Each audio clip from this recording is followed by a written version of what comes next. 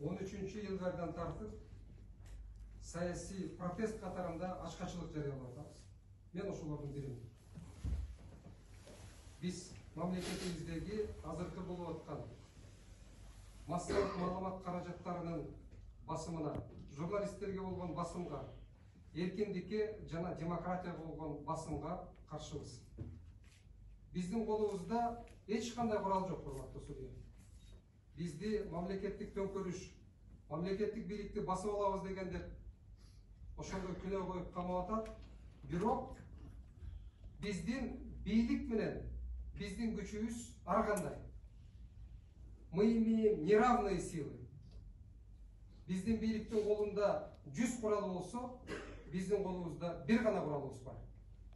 Ал биздин сөзүбүз. Сөзүбүздөн башка бүгүнкү түрмөдө отурган оппозициянын, эшикте жүргөн оппозициянын башка эч нерсеси жок.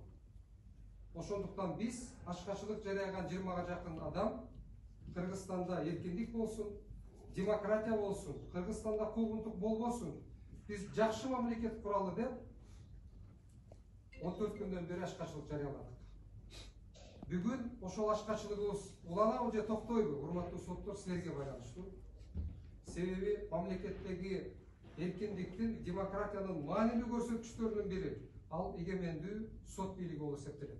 Эгерде эгемендүү сот бийлиги боло турган болсо, анда мамлекетте президент, премьер-министр, оппозиция туура эмес кылса, мыйзамсыз иш кылса, аны сот арбитр катарында чечип, адилеттүү чечим кабыл алганга жардам берет. Ал бүгүн силердин колуңарда чече турган, силер бийлик болуп эсептелесиздер. Ошон үчүн сотту 3-чү бийликтин бутагы деп эсептейт. Биз 16 адамдын ачкачылыкты улантабызбы, же болбосо токтотобузбу, ал дагы силердин колуңарда. Бирок мен ушул азыр мүмкүнчүлүктөн пайдаланып, урматтуу соттор, урматтуу массалык маалымат каражаттары, мен сиздерден суранам. Эркектерди камасаңар дагы Кыргыздын тарыхында 30 жылдагы бир дагы жолу мындай прецедент болгон эмес. 70-теги апанын 3 балалуу энени үйү бага албай каткан жаш баланы камаган Кыргыздын тарыхында бир дагы бийлик, бир дагы режим, бир дагы сот жасаган эмес.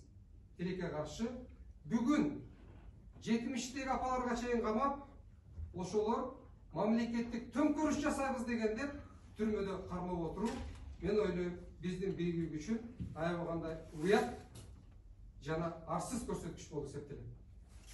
Урматтуу соттор, урматтуу массалык маалымат каражаттары, кимдеги мамлекетте эркиндик үчүн күрөшсө, кимдеги мамлекетте демократия үчүн күрөшө турган болсо, ошол адамдар чыныгы кыргыз мамлекетин курушат. Ошол адамдардын кыйынчылыгы, куугунтугу, түрмөсү, эркиндигинен ажырашы менен мамлекетте адамгерчилик, адилеттүүлүк алдыга жыла баштайт.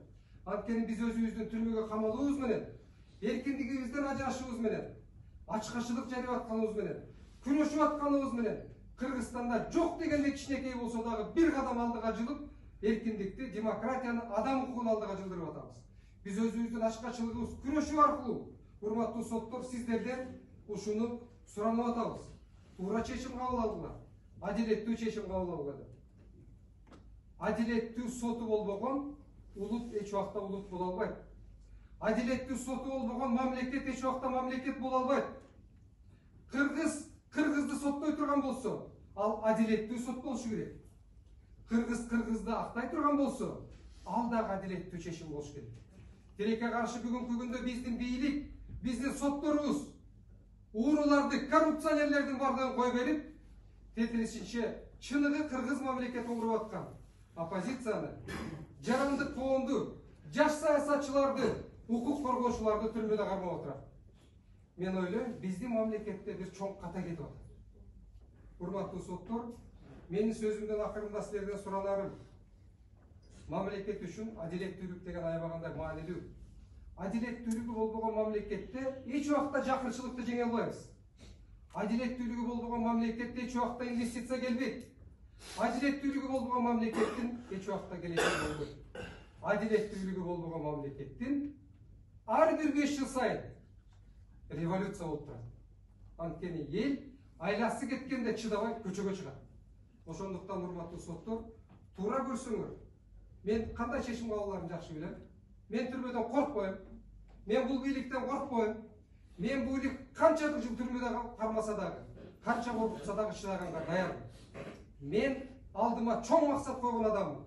Мен Кыргызстанды эркин, демократиялык, укуктуу мамлекет кылгым келет.